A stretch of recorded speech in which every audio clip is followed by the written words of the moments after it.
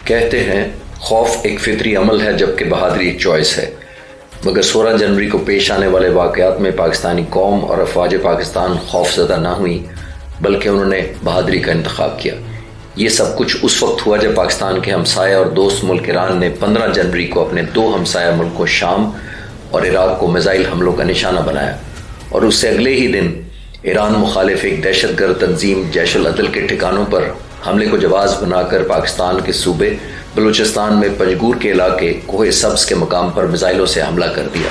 چاہے یہ بات صحیح ہو کہ جنگیں اور لڑائیاں دروازے پر دستک نہیں دیتی، مگر ایک قریبی ہمسایہ اور دوست ملک ایران کی طرف سے پاکستان میں یہ حملہ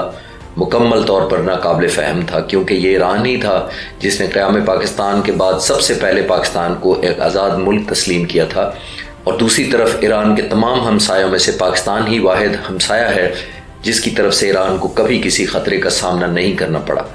اس حملے کے نتیجے میں 2 بچیاں جاں بحق ہوئیں اور 3 زخمی۔ شاید یہ بھی حسن اتفاق تھا کہ پاکستان پر حملے کے دن بھارتی وزیر خارجہ جے شنکر تہران میں موجود تھے، جنہوں نے ایک بیان میں کہا کہ ایران کے اپنے دفاع میں لیے گئے اس ایکشن کو انڈیا پوری طرح سمجھ سکتا ہے اور ایران کی حمایت کرتا ہے۔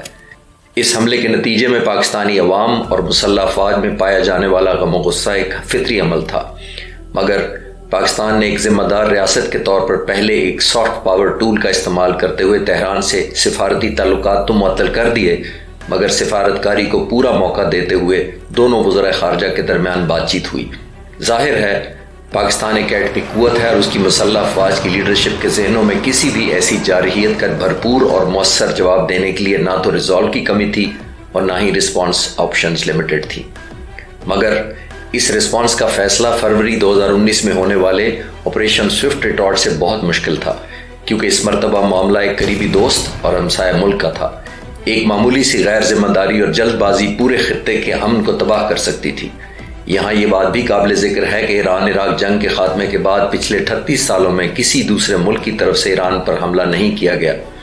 حتیٰ کہ امریکہ اور اسرائیل نے بھی آج تک ایران کے خلاف کوئی براہ راست جارحیت نہیں کی۔ جب چیف آف آرمی اسٹاف نے پاکستان کی خود مختاری پر کسی بھی طرح سے کوئی سمجھوتا نہ کرتے ہوئے ایران میں موجود پاکستان مخالف بلوچستان لبریشن آرمی اور فرنٹ کے دہشت گردوں پر جوابی حملہ کرنے کا فیصلہ کیا، تو شاید پاکستان کی ملٹری وارفیئر ہسٹری کا یہ سب سے تکلیف دہ فیصلہ تھا،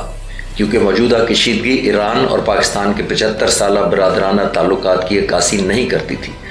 مگر میری تحقیق اور تجزیے کے مطابق اس آپریشن کرنے کا بنیادی مقصد اس خطے میں ایسے پڑوسی ملکوں کو پیغام دینا تھا جنہوں نے ماضی میں نہ صرف پاکستان کی حدود کی خلاف ورزی کی جرت کی بلکہ بھاری نقصان بھی اٹھایا، اور شاید اس لیے بھی کہ وہ یہ نہ سمجھ بیٹھے کہ پاکستان کے غیر مستحکم سیاسی اور اقتصادی حالات کی وجہ سے پاکستان کے خلاف کسی طرح کی دخل اندازی آسانی سے کی جا سکتی ہے، اور یقینی طور پر اس بات کے مد نظر بھی کہ دشمن ملک ایسی صورتحال کو نیو نارمل نہ سمجھ بیٹھے، کیونکہ اس آپریشن کا مقصد کسی طرح سے بھی برادر اسلامی ملک ایران پر اپنی فوجی برتری ثابت کرنا نہیں تھا۔ اس لیے یہ فیصلہ بھی کیا گیا کہ اس حملے کے دوران ایرانی مسلح افواج، فوجی تنصیبات اور عام ایرانی شہریوں کو کسی طرح سے بھی کوئی نقصان نہ پہنچے۔ اسی وجہ سے یہ سمجھنا مشکل نہیں ہے کہ افواج پاکستان کی لیڈرشپ اور خاص طور پر چیف آف آرمی اسٹاف نے یہ چیلنجنگ فیصلہ صرف ملک کی سلامتی اور خطے کے مجموعی امن کو یقینی بنانے کے لیے کیا۔ اس آپریشن کی پلاننگ کے دوران تمام متعلقہ ادارے، خاص طور پر پاکستان کی انٹیلیجنس ایجنسی ISI نے نہ صرف ڈیزیگنیٹڈ ٹارگٹس کی نشاندہی کی بلکہ ان کے بارے میں تمام تفصیلات پاک فضائیہ سے شیئر کی۔ دوسری طرف پچھلے چند سالوں میں پاک فضائیہ کے سربراہ air chief marshal Zaheer Ahmed Babar Sidhu کی قیادت میں ایئر آپریشنز اور pinpoint precision firepower کے ڈومین میں پاک فضائیہ ناقابل یقین صلاحیتیں حاصل کرنے کے بعد اس خطے میں ایک کٹنگ ایج فورس بن چکی ہے۔ پاکستان کی طرف سے جوابی حملے کا نام آپریشن مرگ بر سماچار یعنی گوریلا فائٹرز کے لیے موت رکھا گیا۔ پاک فضائیہ نے چند گھنٹوں میں ایک کیلکولیٹڈ اور پریسائز جوابی حملہ کرنے کا بھرپور پلان تیار کیا، جس میں سیٹلائٹ بیسڈ انفارمیشن کے علاوہ سٹینڈ آف ویپنز سے مسلح جہاز، لانگ رینج کلر ڈرونز، لوائٹرنگ منیشن اور پریسیجن گائیڈڈ ویپنز کے علاوہ ایئر بورن ارلی وارننگ اور الیکٹرانک سپورٹ جہازوں کو بھی مؤثر طور پر انٹیگریٹ کیا گیا۔ 18 جنوری صبح 6 بجے کیے گئے آپریشنز میں بنیادی طور پر GF-17 تھنڈر جہازوں سے 150 کلومیٹر سے زیادہ رینج کے سٹینڈ آف میزائلز اور ان مینڈ پلیٹ فارم کے ذریعے 200 کلومیٹر سے زیادہ رینج کے میزائلوں سے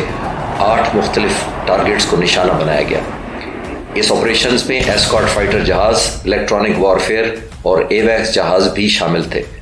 مشن کی کامیابی کو یقینی بنانے کے لیے یہ حملہ کسی ایک جگہ یا ایک ڈائریکشن سے نہیں کیا گیا، بلکہ یہ ایک ملٹی ڈائریکشنل اٹیک تھا جس کا مقصد ٹارگٹ ملک کے ایئر ڈیفنس اور ڈیٹیکشن سسٹم کو سیچوریٹ کرنا تھا اور ریئیکشن ڈیلما پیدا کرنا تھا۔ حملہ اتنا شدید، بر وقت اور صحیح نشانے پر تھا کہ حکومت ایران کو کہنا پڑا کہ ہلاک ہونے والے تمام 7 افراد غیر ملکی تھے۔ پاکستان کا یہ آپریشن فلالیس ایگزیکیوشن کی وجہ سے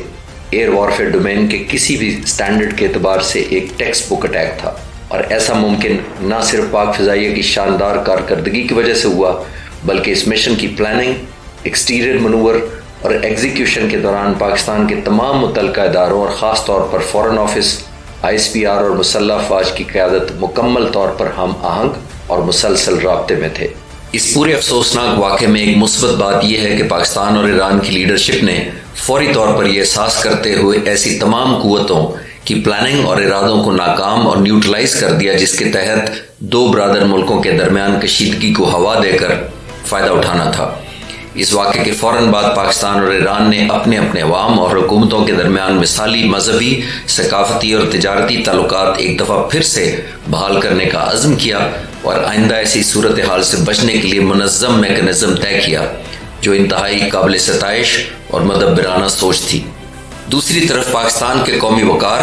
اور خطے کے امن کے لیے اپنی ڈیٹرنس کو بر وقت اور مؤثر طریقے سے بحال کرنے پر پاکستان کے تمام عسکری ادارے اور پاک فضائیہ مبارکباد کے مستحق ہیں،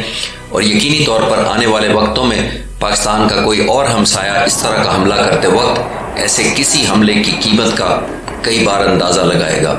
پاکستان پائندہ باد۔